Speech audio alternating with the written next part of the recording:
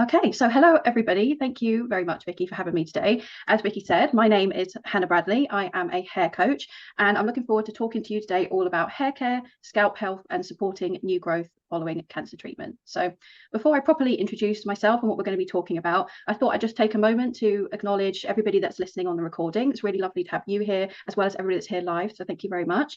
And say that everybody will be at different stages of their journey, physically and emotionally. So however it is that you're feeling today, you are very welcome here, and I'm very happy to be here to share my advice and support with you. And I also want to recognise that I haven't personally experienced cancer-related hair loss. And of course, even if I had, no two journeys with that are going to be the same. So I'm here to share my knowledge and my expertise with you, and I'm here to support you in whatever ways that I can along your personal journey and whatever that looks like and means for you. And I'm also not an expert on cancer, but I can care for you and for your hair. So I'm going to be speaking today about how we can support our hair and our scalp as it regrows after treatment. If you have questions outside of this, though, about the relationship between the treatment process and your hair, cold capping, if you have questions about other hair, so on the face and in the nose and things like that, for example, or anything else that I might not have covered today, of course, you can speak with your medical team, and I will absolutely be also signposting additional excellent free resources and organisations in my talk, which were going to be really lovely, reliable places that you can go to for more information as well about the areas that I might not be covering. If any questions do come to your mind as I'm chatting away about regrowth, then there will be some time for Q&A at the end. Please do, by all means, pop your questions in the chat while I'm speaking if you'd like. And if you are listening to this on the recording, then there will be my details at the end of the talk. So please do, by all means, reach out to me separately at any time once you've had a chance to catch up in your own time if you did find any questions. Okay. So I thought I would start by introducing a little bit about me and about what hair coaching is, because it may not necessarily be a profession that you've come across before. So I started my business back in 2022 because of my own journey and experience with my hair and the impact that that had had in my life at the time. So when I was younger, I really didn't like my hair growing up. So my hair at school was a bit like Hermione Granger from the first Harry Potter film, if you can picture that, whereas the in look of the time was Jennifer Aniston from Friends in her Friends era with that beautiful straight layered hair. You know, that was the perception of beauty of the time. So like pretty much everybody of my generation at school, I straightened my hair for many, many years. And I didn't really know that I had a choice, in truth, because like lots of us here, if not all of us, there was no hair care as part of my education growing up. So I learned from copying my mum, who was straightening her hair at the time. And of course, she didn't have any education either. She was just doing her best despite not having any education about hair care and what that means. So I did what I thought everybody else was doing. And it turns out that not only was that not necessarily the best thing to do for my personal hair type, but there were also some things I was doing that were very damaging for my hair as well. And so fast forward many years of having straightened later, and I found myself at the time in a very low place. I was recovering from quite a deep clinical depression at the time. And as part of this, I was looking into self-care very seriously. And I stumbled upon a Facebook post, as you do, about hair care, which caught my eye. So I clicked on it, and then in classic fashion, the algorithm jumps on it, and then literally the only thing you ever see for the rest of your life is hair care related, or whatever it is you clicked on. And I found that there were lots of women in particular in their kind of 30s, 40s, 50s and beyond discovering for the first time that they had some kind of texture in their hair, texture being, you know, waves, curls, coils, that kind of bend in the hair. And they've never known that it existed before, especially with those looser, wavier hair types, which can so easily be hidden. So I started following new routines, new hair care practices. And although at the time it felt very simple of a change, it actually proved to be a real turning point in my mental health recovery, because it gave me the energy I needed to be able to get well and start to feel better. And then as I felt better, I started learning more. And the more I learned about what's really in our products and some of the myths around hair care and just the lack of education and awareness, the more passionate I became that people really needed to and deserved to know these things. And so the Curly Confidant was born, which is my business where I'm now supporting people as a hair coach. But what exactly is a hair coach? So I work with people of all hair types, backgrounds, circumstances, with how to wear and care for our hair through online one-to-one support and education. So I sit between a hairdresser and a trichologist being experts in hair and scalp, much like a dermatologist is to skin. And I work with empowering people with that knowledge of how to understand and look after our hair 365 days a year. So, you know, not just on special events or when we go and get our hair first done at the salon or we come out feeling like £1,000,000, but every single day do we understand what our hair needs and how we can care for it. So I work with people who are experiencing hair loss and scalp conditions. So it could be menopausal hair changes, alopecia diagnoses, scalp concerns, and of course, cancer-related hair thinning and loss. And I also work with those who aren't necessarily experiencing any concerns, but they want to maybe understand their texture like I had to learn, or they want to minimize their damage or know what's really in their products and make sure they're choosing the things that are best for their hair and scalp health. So I work with men, women, teenagers, parents, children, a wide range of people across all different backgrounds. And I do both practical support, so that's on things like our products and our hair care practices, as well as emotional support for the impacts that hair changes can have on our overall relationship with ourselves and our body and our image. So I've been a master energy worker since I was 15. At the time, I was the youngest person in the world to be as highly qualified when I first studied. And since founding my business, I've gone on to complete the world's only hair coaching course, and I was awarded the most outstanding student award for my year. I have foundations in trichology. Most recently, from October, I'll be listed in the professionals directory of the UK's leading hair loss support charity. And of course, I'm always looking to expand my knowledge so that I can support my clients as best I can, including working on a hair practitioner certification with the International Association of Trichologists.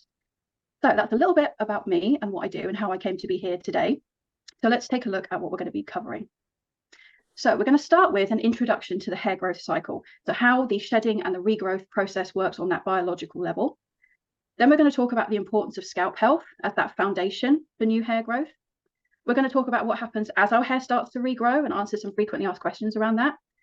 And then I'll be sharing some key hair care principles, including products and some ingredients to look out for, practices and things like that, that are all kind on new hair growth. We'll talk about the importance of supporting regrowth from the inside as well as from the outside with those hair care principles. And then, as I mentioned at the beginning, I'm going to share some sources of other information and support as well as my details so we can keep in touch as well. So let's start with some fundamentals about the hair growth cycle and understand how hair is lost and then regrown. So each of our hairs naturally transitions through 4 phases, from growth to rest to shedding and then repeated. So our hair is part of what's called our integumentary system, which is actually our largest set of organs. So it includes our hair, our nails, and the layers of our skin. And our hair is actually the second fastest growing cell in the body, second only to bone marrow. So it starts in the hair follicle, which is under the skin, before it then grows into the visible strands that we can see. And that process starts with what's called the anagen phase. So that's an active growth phase. And how long our hair grows for is actually genetically predetermined in each of us. So on average, it's anywhere between 2 and 7 years. So your hair doesn't keep growing forever. It will have a maximum length that's unique to you. And it also grows at a set speed. So that's about ½ an inch a month on average.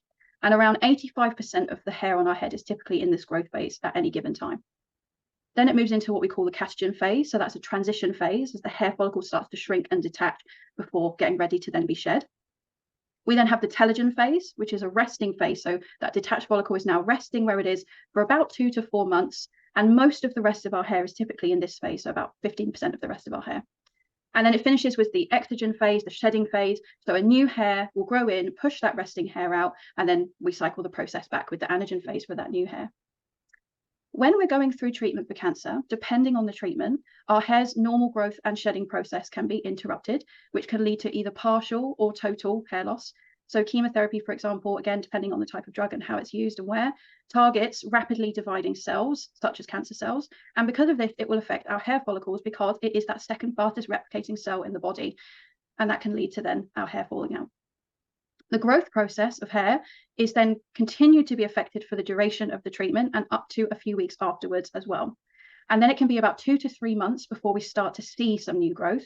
And that's what we're going to focus on today, how we can support our scalp in the lead up to this growth coming through, and then how we can care for our hair, as well as any hair that we may have retained, and what that process might be like. So let's start by talking about the role that our scalp plays. So if we imagine our head is like a garden, our hair is like the flowers and the grasses, maybe the vegetables if we're feeling quite adventurous, that will grow there. And our scalp is the soil that these plants will grow from. So in order for those plants to grow and thrive and reach their full potential, the soil that they're in needs to be in good condition, it needs to be well cared for, it needs to have its needs met so that they can then be the happiest plants that they can be.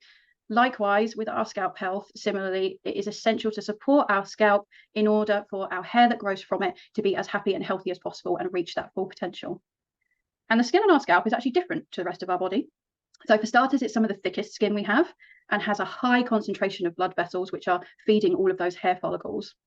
Our scalp also contains sebaceous glands, which produce a natural oil called sebum. And sebum itself plays a role in keeping the skin of the scalp moisturized. It also helps to keep our hair moisturized, and it helps to keep our scalp's microbiome in balance. So because of that, the scalp requires different care to the rest of our skin. And that is important even when we have no hair, whether that's in parts of our scalp or all over. So one way that we can care for our exposed scalp is by keeping it clean in a nice and gentle way that's friendly on that scalp microbiome. So you can do this very simply with some warm water and a gentle foaming facial wash. And if you have some hair retention, then you may be continuing with your shampoo routine. And of course, when you're shampooing your hair, that will cleanse your scalp as well. So we'll talk more about that coming up. For areas where you've got that exposed scalp, when you're washing with a gentle foaming cleanser, then you can use this as a time to incorporate scalp massage. And what that does is help to encourage good blood flow to the scalp. And that blood flow is going to be what's carrying all of those essential nutrients that our follicles need to produce happy, healthy hair.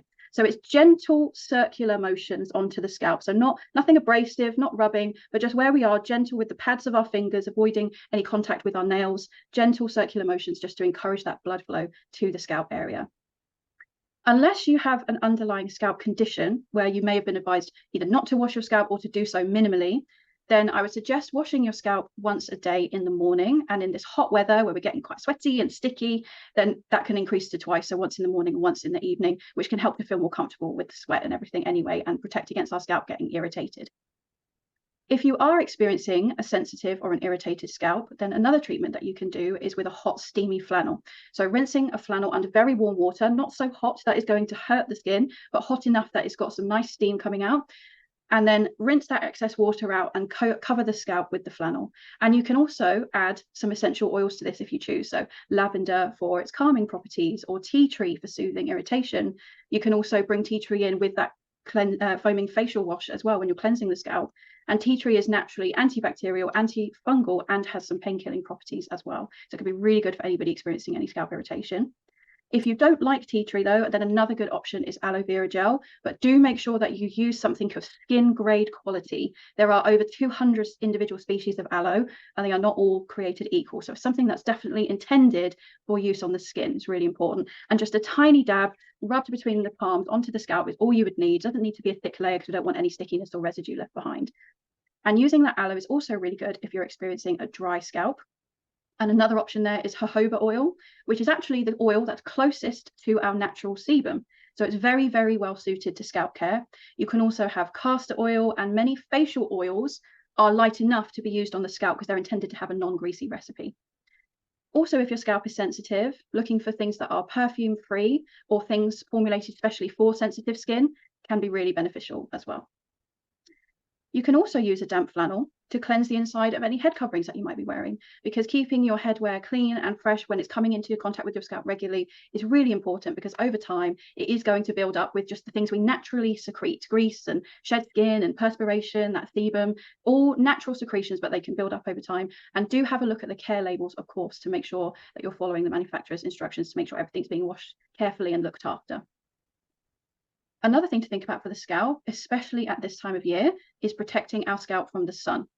So if you have a completely exposed scalp, then sun lotions that are designed for the face, again, tend to have a much lighter and a less greasy recipe, so could be much more soothing on the scalp and not leave it being sticky. It's also possible to get headwear that is built in with SPF protection in the fabric, but really, as long as you're out in the sun, if your head is covered and you can feel you're not getting irritated and the skin underneath is not getting hot in any way, that's what's really important. If you are finding you're getting any red dots on your scalp as hair begins to grow back through, it might be very itchy, it could be sore and painful, then that can indicate some underlying inflammation in the hair follicle called folliculitis, and that may need antibiotics to treat. So if that is the case, do speak to your medical team. And likewise, you may also be experiencing a very severely dry or a scaly scalp. And again, that could indicate that there's a dermatological condition underlying. So do speak again to your medical team to make sure that those are addressed as quickly as you can. As your hair starts to regrow, or if you have any hair retention, then we'll transition to shampooing. And as I say, we will talk about that when we get into some hair care practices. So for now, that is a little introduction to why the scalp, first and foremost, is the most important thing that we look after, because it is going to be the soil that the rest of our hair is going to grow through. So let's talk about what we might expect as our hair starts to regrow. So something very important to note is that not everyone will get new growth. There can be permanent changes to your hair. Do speak with your nurse or doctor to understand if that is an expected or an unexpected side effect of your treatment, because if the hair loss is long-term and not expected or explainable, then you can ask to then be referred on to either a dermatologist, or you can pay privately to visit a trichologist to help in getting their diagnosis and any treatment if there is any underlying causes there.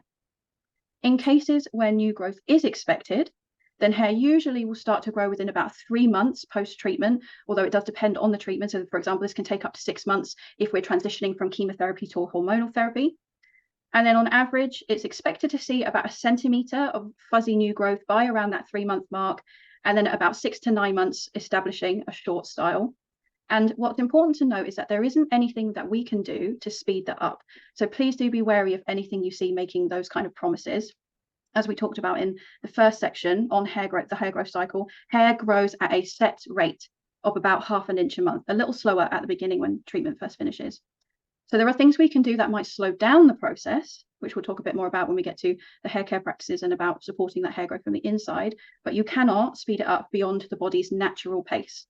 So just be aware of anything that's promising that, or jumping on any kind of internet trends or anything that becomes popular. As the hair starts to regrow, you might find that it can be patchy, where some parts grow in faster than others. So the crown and the front of the hairline typically tend to be the slowest growing areas. And you may also find that the texture and the color might be unfamiliar from what it was before treatment. So let's talk about those two things a little bit more. So in terms of texture, you might have heard of the term chemo curls, which has become a way of describing new curly hair growing in for somebody who previously didn't have curly hair.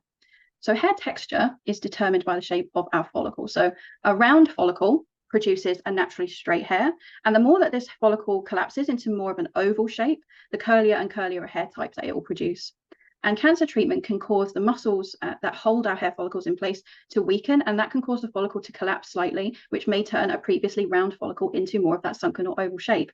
And that is what causes the hair to grow out as a wave or even as a curl. So curly hair can be more fragile and drier than a straight hair. And that is because it's a lot harder for the sebum that our scalp is producing to travel down a wavy curly hair than it is for it to go down a straight hair. And also each of those twists in a curl, each of those bends is actually a weak point. So because of that, keeping curls moisturized and looking after them gently is even more important, which we'll talk specifically about in the next section. Usually that texture change is temporary and the hair remains curly for around 18 months, by which point the follicle will typically have strengthened, those muscles will have re-strengthened, and your texture is expected to return to what it was previously. So let's talk about color changes. You may find as your hair regrows that it loses its color and comes back white or gray or a different shade of your natural color than what it previously was. And we're not completely sure exactly what leads to that change, but what we understand it to be is that the hair growth cycle has been interrupted at a point where it wouldn't usually be shedding hair, and that therefore affects the pigmentation of the new hair growing in. And this can feel especially prominent if we were coloring our hair pre-treatment. So now we might be more aware of the level of gray that we have that we might not have seen before for a long time. It may be a temporary change, and it may be that as your hair growth cycle restabilizes, that your natural color comes in, or some or all of those hairs as it gets a bit more length and the growth cycle reestablishes itself, or it could be a permanent change. And because of that, lots of people have questions about coloring regrowth. So we'll make sure we talk about that in the next section as well. And the last point here, will wearing a wig or a head covering affect your regrowth? And the very short answer is no. There is no evidence to support that this is the case, provided that you are keeping those coverings nice and clean, as we talked about in the last section, because of how it's coming into contact with your scalp on a regular basis. It shouldn't affect the speed or the health of your hair regrowth at all. It is really important that you get plenty of natural light, because vitamin D is a very important nutrient for hair health and growth, but you can get that through other parts of your skin. It doesn't have to be absorbed directly onto the scalp. Protecting the scalp is much, much more important. So that's the regrowth process and what happens as the hair starts to regrow and what changes we might experience. So let's talk about how we can care for it, as well as any hair that we may have retained, with some key hair care principles. So something that you might be concerned about is the ingredients in the products that you use on your hair. So it is an incredibly personal choice to decide on what type of products you feel comfortable using. If you feel you want to lean towards an entirely natural route, that is completely and independently up to you. And it would be impossible to go through every single ingredient that might possibly appear. So I'm going to highlight a few ingredient families to consider when you're making your decisions, and focus on then some hair care accessories and principles that are important for all of us, universal, both for regrowth and for thinned hair. So when deciding what kinds of products you want to use, at first it might feel quite challenging because product labels are written in gobbledygook. And the first thing to know is that it's the first 5 ingredients on a product that are the most key, because they make up the significant majority of a product formulation. So those are the 5 things to take into consideration first when you're looking to understand what's in something. Secondly, when it comes to understanding what you're reading, I'll talk about some ingredient families in a moment, but there's also a couple of great resources that you can turn to. So one is called INCI Decoder, which is a website. So it's www.incidecoder.com. And on there, you can search for products and it will display the ingredients list. You can mouse over each of those ingredients to learn what it is, what it does, what role it plays in that formulation. And it gives each of those ingredients a score on how good or how harmful it might be and why that is. And in a similar vein, there's also the Think Dirty app too, which aims towards doing the same thing. So they can help you to understand what an ingredient is, the role that it plays, and then you can make an empowered and informed decision about what you feel you are and aren't comfortable with using. So let's talk about a few ingredient families that you might want to consider and evaluate in that process. So the first one is silicones. So silicones in hair products are used to help with smoothing and detangling, and they give kind of a nice silky feel. And you may have already come across some bad press about silicones because some of these ingredients are actually being spoken about more and more in the general media. And again, I'm not here to tell you what you should or shouldn't do. Silicones can have a place in a hair routine. What I want to highlight, though, is that there are two different types of silicone families. So there are water-soluble silicones and non-water-soluble silicones. And with non-water-soluble silicones, they can create a seal over the hair. And unfortunately, what that can do is it can keep moisture out, which can then lead to our hair becoming dry and dull and weak and possibly at increased risk of breakage, which becomes all the more important if you are already experiencing a dry hair and scalp as it regrows post-treatment. So they can be removed, but then comes the second problem, because in order to remove a silicone like that, you need a strong cleanser. And they, in turn, can lead to dry hair, dry scalp, weakness, and breakage. Water-soluble silicones, however, will give the same benefits, but as the name suggests, they are easily dissolved in water and with a gentle cleanser. So they help your hair to be able to breathe and absorb the moisture it needs much easier to be healthy. And you can recognize a water-soluble silicone usually because it will be prefixed by PPG or PEG in the ingredients list. So dimethicone is a non-water-soluble silicone. PPG20 dimethicone is water-soluble. So you can have a hair care routine with silicones, without silicones, with water-soluble silicones only. It's up to you if you decide you like the effects, especially if you find that your new hair growth is quite flyaway and frizzy, then that smoothing effect can actually be something that your hair really benefits from. Again, it's just understanding the difference so that you can make an informed decision and start to understand what's in the products we use. So another example, another ingredient family is sulfates. And again, like silicones, sulfates have been being spoken about more and more. So you might have come across some bad press or some differing opinions around sulfates and what they are. But again, like silicones, not all sulfates are created equal. There are different types and different strengths. So what they are is a surfactant. So they are designed to clear away debris and buildup, sweat, pollution, etc., that comes into contact with our hair and our scalp and our body on a regular basis.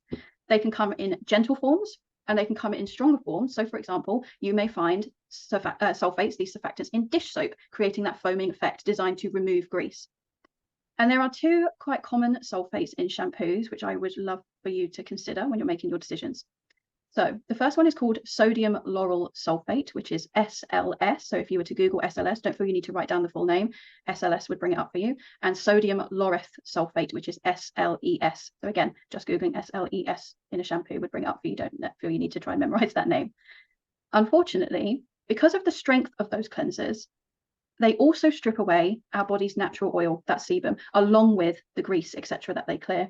And so that can lead to dryness, it can lead to flakes, it can lead to irritation, and it can also lead to hair that's dry and weak and more prone to breakage. And that is especially the case if your scalp is already sensitive or dry or irritated or all of the above. So have a think about those. And again, do your research so that you feel completely confident in the decision that you are making with your products.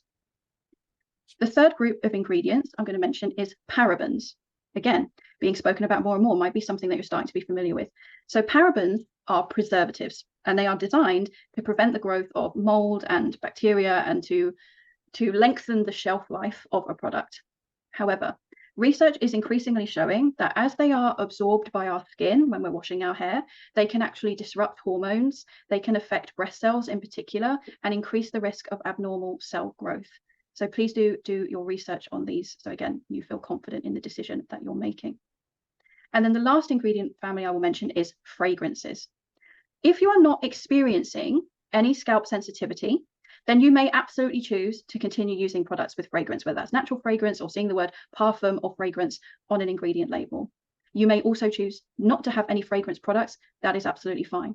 If your scalp is dry or irritated or sensitive anyway, then all the more reason why you may choose to seek out fragrance-free products and try those and see if that can help to support your scalp's health, or certainly at least not exacerbate any issues.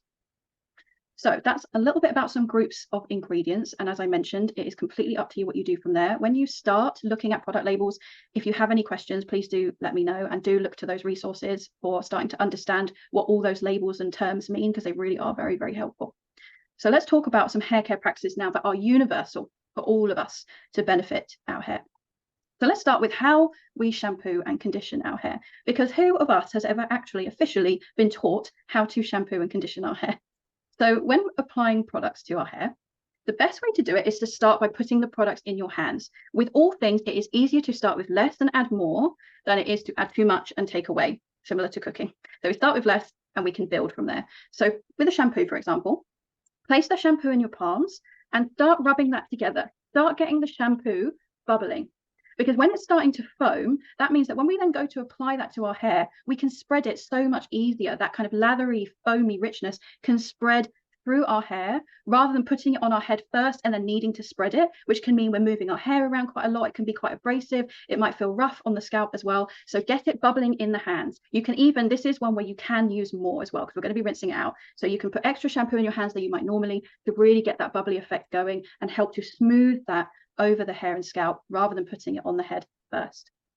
And then once that shampoo is in, then we can use this as a time to, again, do a really nice scalp massage, like we mentioned earlier in the scalp section. So gentle movement with the pads of our fingers, making sure we avoid contact with nails in those small circular motions. So not roughing the hair up at all, just gentle in place on the scalp to get that blood flowing to the scalp, providing those follicles with everything that they need to help us with producing happy, healthy hair. And then in a similar way, when we apply conditioner, we can start by rubbing it between our palms first. Then it will glide over our hair much easier, rather than putting it on the hair or putting it in our hands and then on the hair, rather than rubbing it together first, because then the hair is not already softened by the conditioner. So we're much more likely to catch our fingers in it and end up tugging and pulling. And this is extra important because wet hair is much more fragile than dry hair, interestingly. So when hair gets wet, some of the bonds that keep our hair strong are broken. That is what is meant to happen. That's natural. However, that can leave our hair much weaker and more prone to being stretched. And if it's overstretched, it won't go back to shape. It will remain damaged and it can actually break completely. It's also really important to do this if we are experiencing hair texture changes and we have those chemo curls, some of those waves and curls coming in, because waves and curls are much more likely to knot because they kind of wrap around each other with that texture. They can get caught up amongst each other. So by rubbing the conditioner in our hands and smoothing it over first before we try and go in and remove any knots means we're not going to catch anywhere. We're not going to stretch that hair. We're not going to pull any hair out that maybe wasn't ready to come out or risk breaking any weaker hairs. So shampoo and conditioner, good spread of the products in the hands before a gentle application, and then we rinse them away. And then once we've finished washing our hair, then another thing to think about is our towel. So bath towels are made of that looping terry cloth material. And that can actually be very abrasive on hair because it can rough up our cuticles. So our cuticles are like fish scales. They overlap, or like the tiles on a roof, and they protect all of the important stuff that's in the inner workings of our hair, the stuff that keeps our hair strong. So they are our hair's first line of defense. The rough material of a towel being rubbed against our hair can rough those cuticles up. Like if we were to push a dog's hair the other way, you can see how it moves everything. So it can push those cuticles up. And what can happen is that they can then be permanently damaged, leaving parts of the inner working of the hair exposed. And that leaves hair weaker and more prone to breakage. So as a good product recommendation for you here, which is something I feel very safe in recommending, is Good Wash Day towels. So they are sourced sustainably. They're made in the UK. They're made by organic Jersey cotton. They are very kind on hair, and they are importantly trichologist approved for all hair types, lengths, stages of growth, circumstances. They are very gentle, very natural, very safe towels for hair. And when we use them, how we use a towel is also really important. So the material is one thing. When we're drying our hair, if you're wearing your hair in a towel, if you have some length, or that's just how you prefer after you get out of the shower and you're putting body cream on and things and you're wearing your hair in a towel, be careful not to get any hair caught up in the twist. So if you're kind of pulling that forward like that kind of like unicorn horn effect and you're twisting, if any hair is getting caught up in that twist, it can overstretch the hair because again, that hair that's wet is very fragile. So instead of twisting the hair with the towel, pop the hair on top of your head. Don't twist it in there. Or if you do twist it, very gentle, just enough to be able to flip it back and have that towel sit securely on your head. On Good Wash Day's website, because their towels are big rectangles, they have very clear instructions on how to wear it in different ways and videos and things. So you can't go far wrong with their guidance there. If you're not wearing a towel, you just want to take some of the excess water out of your hair, then don't rough the hair, pat. So if you've got very short hair, just dabbing with the towel will be enough. If you have a bit more length, then you can squeeze the hair with the towel. So pop the towel around your hands and squeeze the water out down the length of the hair to get any excess water out if you're not wearing it. So make sure you have a think about what material you're using and how you use your towels. Brushing. So when your hair is at a length that you'd like to brush it, have a think about using a brush that has gentle, flexible bristles that are going to move with your hair. So if you think about those traditional kind of either wooden or plastic paddle brushes, the bristles are firm and hard. When you run them through your hair, they're not moving, they're sturdy. And because they won't move, they will bring your hair with them. And so that can lead to pulling on hair if we've got any knots as well, especially again, if we're looking at hair that's got some texture in that might be unfamiliar to us. We might be used to brushing our hair that's straight. Brushing hair with texture is a very, very different experience because it's much more likely to knot. So when we brush through, it can end up pulling out hair that wasn't ready to come out. So instead, look for brushes that have flexible bristles. So you can get brushes themselves that are made of a material that bends and stretches and moves, a very flexible plastic, and you can get the individual bristles that move as well to the point you can bend them over. They have no resistance, super, super loose. And that will, when it goes through your hair, rather than bringing your hair with it, the bristles will mold to your hair. So it's not going to pull anything out that wasn't ready. And depending on the length of our hair as well, starting from the bottom is another great way. So when we think of brushing, we kind of all typically put the brush on our head and go down. But actually what we want to do is start from the ends and work our way up. And if you come across any stubborn areas that are knotted, especially if you're experiencing dry hair, because dry hair can be much more prone to knotting as well, work with your fingers to detangle, because your fingers are much more sensitive than a brush. Even a brush with nice flexible bristles cannot replace the sensitivity of your fingertips. And you can make sure that you're using conditioner if it's really stubborn, because that conditioner is designed to keep hair nice and fluid and loose and kind of like buttery greasy, that it can all pull away from each other. So start from the bottom of hair and work our way up, and look for brushes that are designed for gentle detangling with bristles that are flexible and move, and the brush can also move as well, so that it's not going to end up taking any of your hair with it unless it was ready to naturally shed. So then we have sleeping. So even before your hair has begun regrowing, you might consider switching your material, if it's a man-made one on your pillow, to something more natural. So like cotton or bamboo or mulberry silk being a vegan alternative to traditional silk. And these natural fibers are very kind on scalps, especially if you are experiencing any sensitivity. And they're also great because they're gentle on hair. So when you're moving your head around the pillow when we sleep, as we do, completely unconsciously aware of, the hair on these materials, especially things like the mulberry silk, can glide over it, because it's like that shiny, slippery material, so it just zhuzhes over the material, rather than in some man-made fibers in particular, our hair can catch in those little bobbles as well that start to appear. It can catch, and that can be abrasive and can actually start to rough up that cuticle and lead to hair that's a little bit weaker and much more prone to breakage. So look for natural materials. They're much more breathable, they're kinder on your scalp, and they're kinder on your hair. So if your hair texture has changed as it's regrowing, if you have some waves and some curls coming in, then you might also want to think about adding in some new products to your routine that you might not have thought about before. So one is a leave-in conditioner. So a leave-in conditioner can help to keep curls moisturized between washes. And that also goes for, regardless of texture, if you're experiencing drier hair. Leave-in conditioner helps to keep that moisture level in our hair nice and high between washes. You can also think about using a styling product. So you might want to think about a gel or a mousse or a pomade, things like that. And what they can do if you've got texture is they can help your hair to hold its shape. So you can have fun getting to know a different style that's completely unique to you.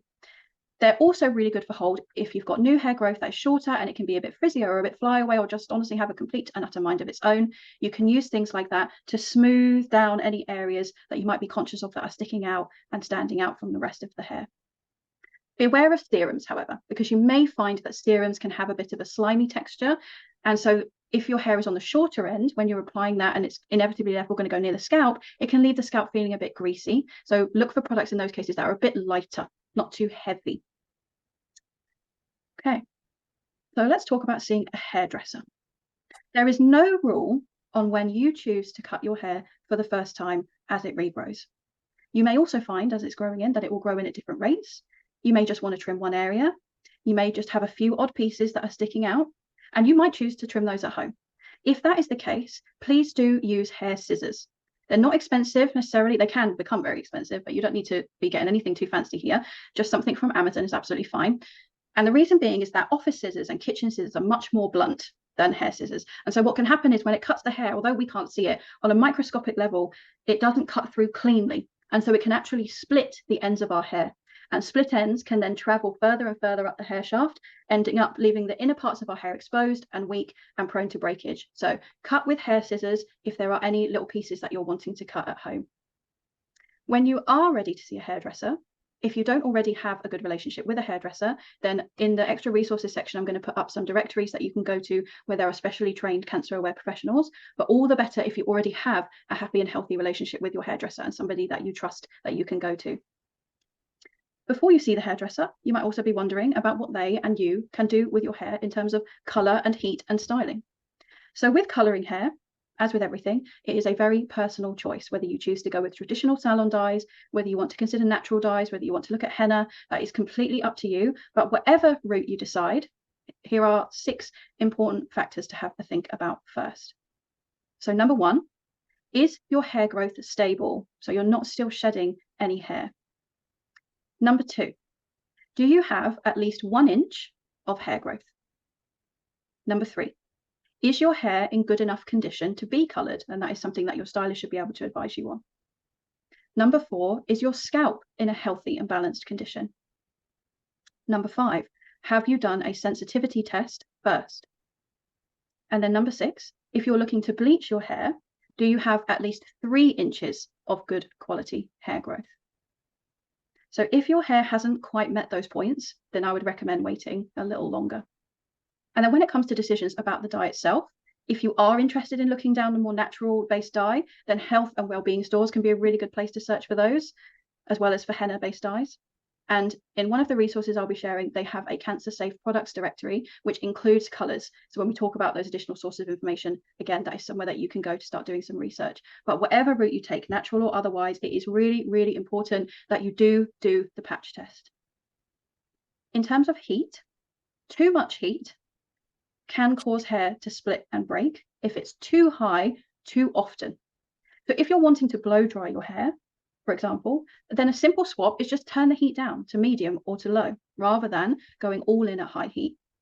If you're wanting to straighten your hair, do it in sections. So that way you're not going over the same section of hair multiple times, which means it's being exposed to more heat for longer.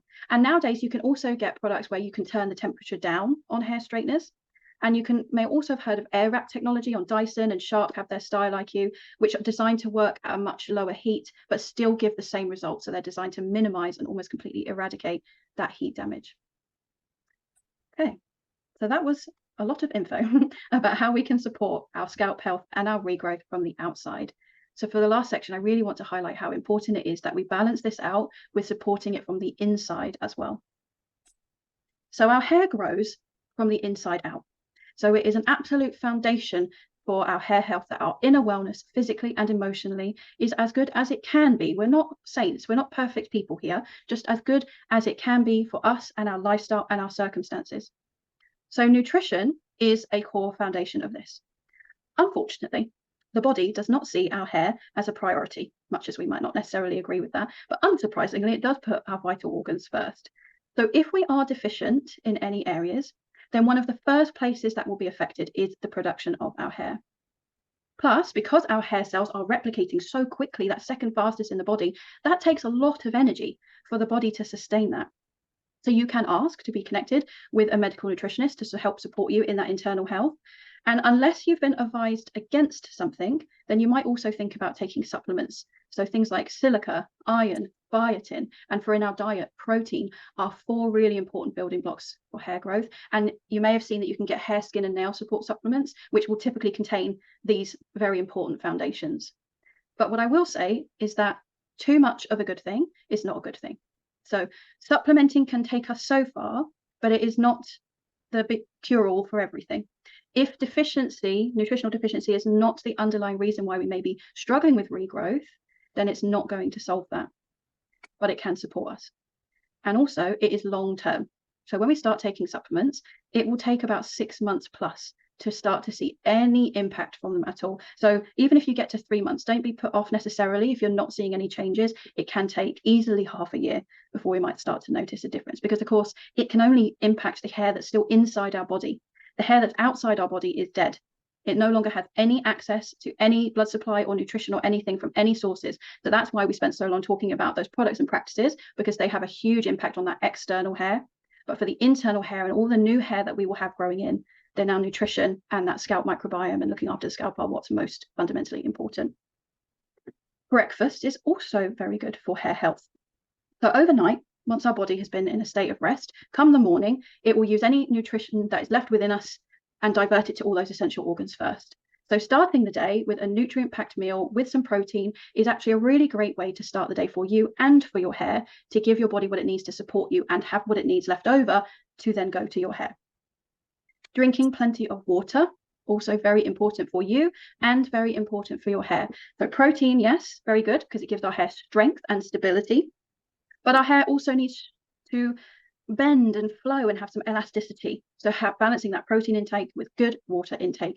And water intake is really important for the scalp as well, especially if we are already experiencing a drier scalp. Making sure we drink plenty of water is all the more important. And then another aspect of physical health, which is great for our hair, is movement. So moving our body, again, especially in the morning after we've been lying down for a long time, can help to get our blood pumping around our bodies, including to our hair follicles, getting them everything that they need to be able to support healthy, happy hair growth. Of course, stay within your personal limits of what you and your body are able to do. And before you start any new routines or anything, think about discussing that with your medical team to make sure that it's a good and a safe fit for you with where you're at.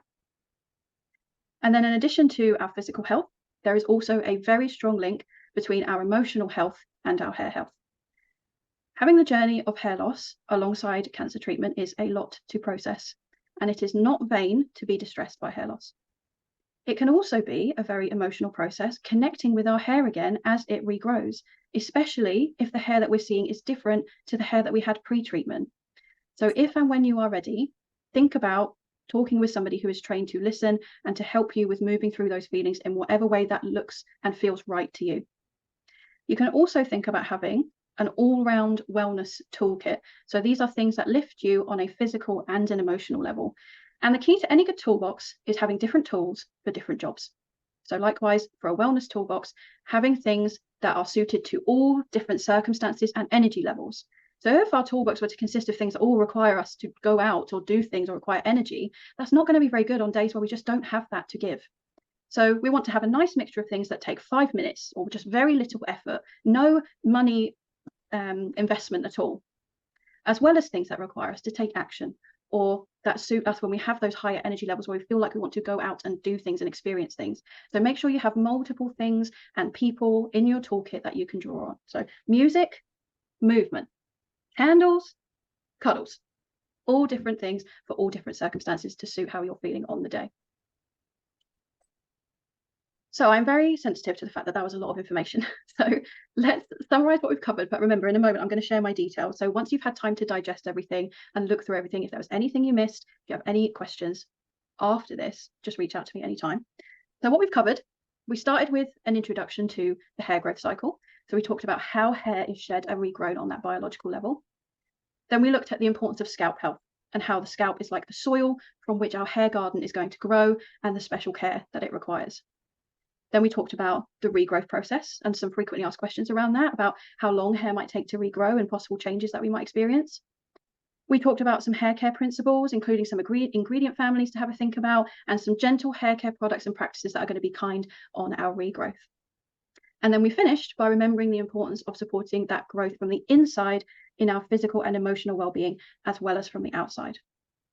So before I finish, and I will check the chat for questions and things, I want to, as promised, share some places that you can go to for even further support and research around all things cancer and hair care. So there are 4 organisations here, all tailored towards supporting people experiencing hair changes, loss and thinning during and after cancer treatment. So the first one is called Cancer Hair Care. So they provide free hair loss advisory. It's all led by Cancer Hair Care NHS clinical specialists. On their website, they have information and resources, videos. They have a cancer-safe product guide, which they are continually reviewing and adding to. They have a directory of cancer-informed professionals across multiple different industries. They do phone consultations and much, much more. I really do highly recommend them as a great source of accessible and very reliable information. The second is Hair Reborn. So they are a UK charity offering support, advice and styling services provided by their Hair Reborn appointed salons who have all been trained in post-hair treatment hair care and styling. Then we have Look Good, Feel Better. So they provide support and education on all of the physical effects of cancer treatment. So they have workshops run by volunteers all across the beauty and wellness industry, so including makeup artists, nail technicians, dermatologists, barbers, trichologists, and much, much more. So that's a great place to go to as well if you have questions about, for example, other hair on the body that can be affected. And then the last one is My New Hair. So they are similar to Hair Reborn. They have a network of independent salons and professionals, but they specialize in wig styling services, including how you choose a wig, how you have it styled to you, the aftercare, and then regrowth support as you transition out of a wig and into further options, and then how to support your own hair. So that is 4 organizations. They each have their own specialism when it comes to that journey of cancer-related hair loss and thinning. They are very reliable places to go to keep supporting you and to feel safe in doing your research when you're looking into what you do and don't feel comfortable using, and to support with any questions outside of topics that we might not have covered today. So in addition to those amazing organizations, as I mentioned, you are very, very welcome to keep in touch with me. So if there is any way I can support you on your hair journey, I would love to be there with you. I work entirely online from the comfort of where you are, and I can help with things like bespoke hair care plans to support you on your regrowth journey, product analysis if you have questions of understanding what's in your products and how to choose things, how to care for and style chemo curls if textured hair is new to you, energy therapy sessions if you're looking for emotional support along the journey related to your hair.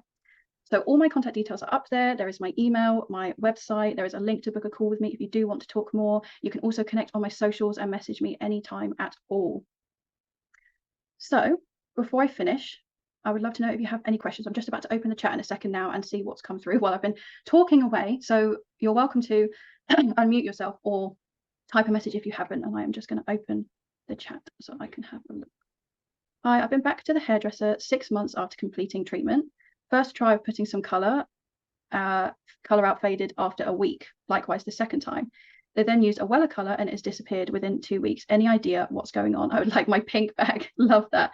Okay, so when hair is regrowing, it can actually be a lot healthier than the hair that we had previously because it's not been through anything, you know, like our previous hair had, where it's been weathered and brushed, washed, and etc. etc. And so actually that can make it a lot harder for colour to take, because in order for colour to take, we need to lift that cuticle layer.